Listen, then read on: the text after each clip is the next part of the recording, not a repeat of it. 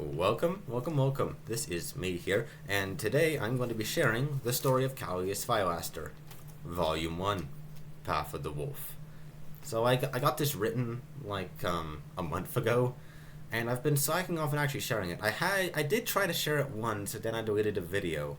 Now this is definitely a way different scene than my other videos are in, but you know what, that's alright, isn't it?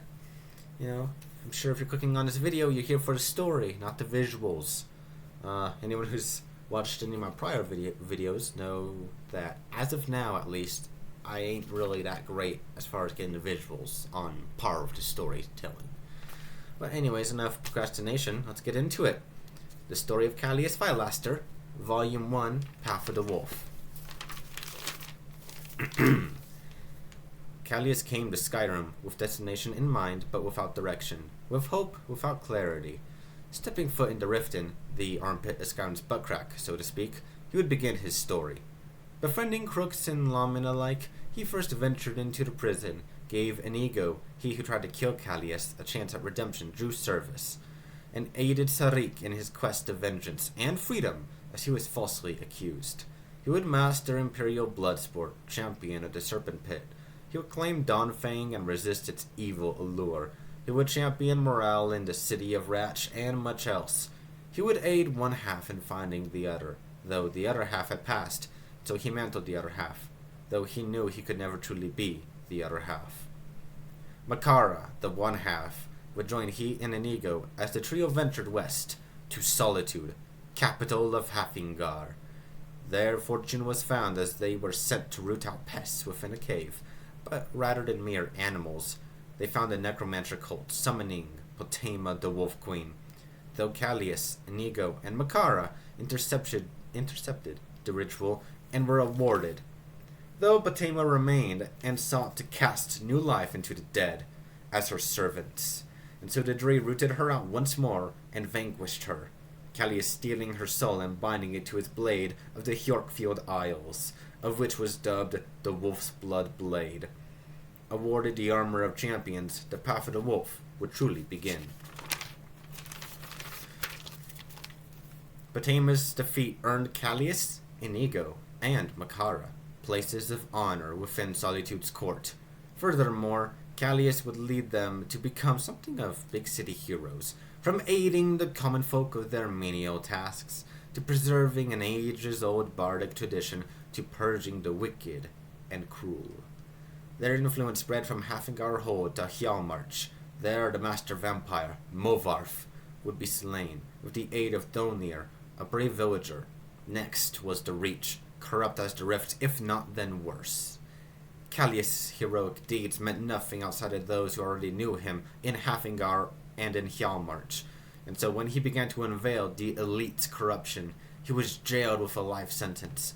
But in jail, the Sidna Mine, he met Madanach, the king in rags and leader of the Forsworn, a group of terrorists. Madanach would die, and Calius would escape to find Donar Silverblood, who had been working with Madanach to gain political and economical power. He pardoned Calius, but Calius would slay him, and would toss his corpse into the river. Calius then ventured to eradicate the Forsworn, finding their new leader, the Matriarch. And so with Inigo and Makara, the Forsworn city, the stronghold of Hag's End, was invaded and totally wiped out, the Matriarch defeated. From there, Calius went on to quest after more foes within Hafingar and Hjalmarch, and the Reach, ultimately getting enough gold to get himself and his allies a base of operations. Castle Stonespire, in which two knights joined Calius' fold, Isolde and Corinne, the castle's main guardians. But yet still, something greater called out to Calius, something primal, and so he followed the call to Falkreath. There he met Sinding, a lichen of Hircine's blessing. From there he would hunt the great stag and commune with Hircine, given orders to slay Sinding and to rip his skin from bone. And so he would, hunting the werewolf and emerging victorious, granted the Savior's hide and Ring of Hircine, accepting Hircine as his deity.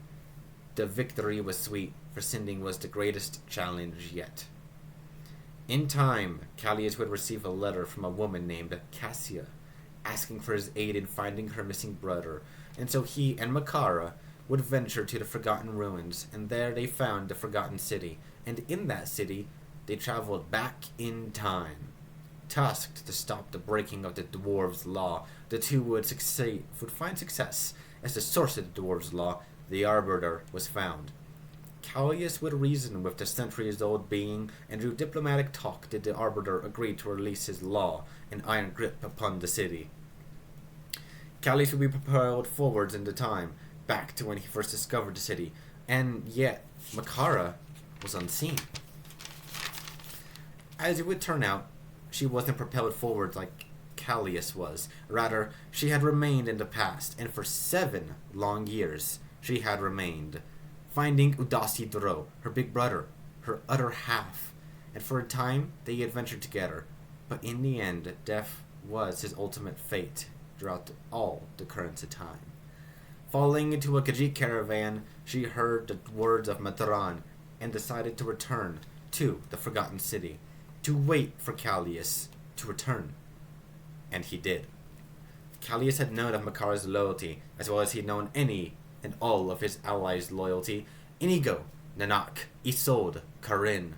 But her waiting 7 years for his return, something he hadn't expected.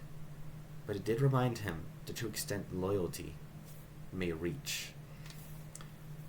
And so, with a farewell to the denizens of the Forgotten City, the two would return to Castle Stone Spire, as if returning from an average mission in the eyes of everyone else. Taking all the knowledge he had accumulated, Calius enchanted the Solitude Champion's armor he'd been given for his service against Poltema, the Wolf Queen. The boots mantled the ability of Movarf, the gauntlets imbued with the Matriarch's magical cunning and Madanok's deadly arm, the Kairos mantling the power of the Savior's hide, and his helm the prowess of Sinding.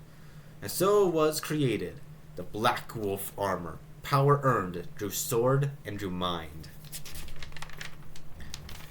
And then he waited. Perhaps the next threat wasn't clear, or perhaps he was reflecting. Some say he remained in Castle Stone Spire, and others claim that on occasion he ventured to his property out in the woods of Falkreath, where he hunted and gave praise to Hircine alone. Skyrim seemed without conflict, besides the Civil War, of course, but as castle servants would recount later on, the energy in the castle alluded to something far greater than a political squabble. Something otherworldly. The Dovahkiin. Alright, thank you for watching this all the way through. Now I do have Volume 2 written out, however it's not prepared to be shared yet. You know, you could tell with this one, you know, it's stapled together. There's that, and of course some parts of it I gotta find again, so gotta wait a little bit for that. But I hope that was enjoyable, and I hope that it is enough of an incentive for you to, I don't know, be interested in sticking around on the channel. Maybe hitting that subscribe button so that you could see more videos like this one. Of course, my usual recording spot will be found. I'll go back to it, you know, obviously in some time, a couple months. Anyways, I hope you have a blessed day. I hope you have a blessed life, and I hope you have a just simply great day. Do you have another project in mind? Hang on, anyone's good to get this in the comments. Think I should do a vid on the return of Tardy Myers? Which, hang on, let me try that. Wasn't as good as what the icon was. Oh well. Return Tardy Myers. You know, instead of escaping from the mental asylum, he escapes from the special ed division of the school. I don't know. That's kind of mean. Anyways, have a great day. Get this cat. Hang on. Get this cat. Have a great day, great life, and I hope your cat is doing great. Cats are goated.